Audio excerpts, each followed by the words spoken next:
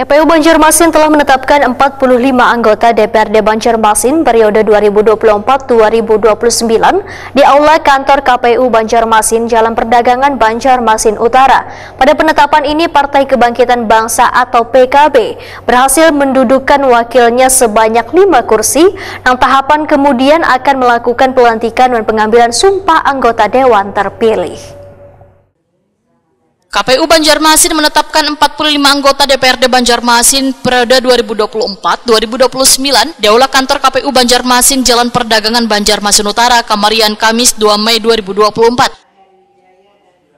Pada penetapan ini, Partai Kebangkitan Bangsa atau PKB berhasil mendudukkan wakilnya sebanyak 5 kursi, yaitu untuk Dapil 2 Kecamatan Banjarmasin Timur, yang terpilih Ferry Hidayat, Dapil 3 Kecamatan Banjarmasin Utara, Zainal Hakim, Dapil 4 Kecamatan Banjarmasin Barat, Dedi Sopian, Dapil 5 Kecamatan Banjarmasin Selatan, Rahman Nanang Ridwan Wan Hiliyah Aulia. Anggota DPRD Banjarmasin periode 2024-2029, Ferry Hidayat, Waitakoni Prima TV di sela-sela penetapan 45 anggota DPRD Banjarmasin periode 2024-2029 di Aula Kantor KPU Banjarmasin menyatakan rasa syukurnya karena KPU Banjarmasin telah menetapkan hasil dari pemilu 2024 yang digelar 14 Februari 2024 lalu.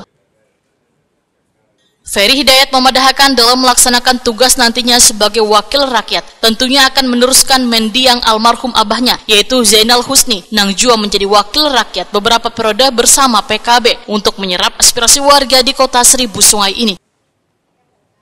Ferry Hidayat meminta doa supaya selalu mendapatkan kesehatan wan menjadi wakil rakyat yang amanah bagi warganya. Kita doanya aja kepada masyarakat, mudah-mudahan kita sehat, panjang umur, diberikan rahmat, mudah-mudahan ini suatu keberkahan bagi kita semua. Ya, setelah nanti Bang, misi dan misi Abang sendiri Bang untuk rakyat tentang bagaimana?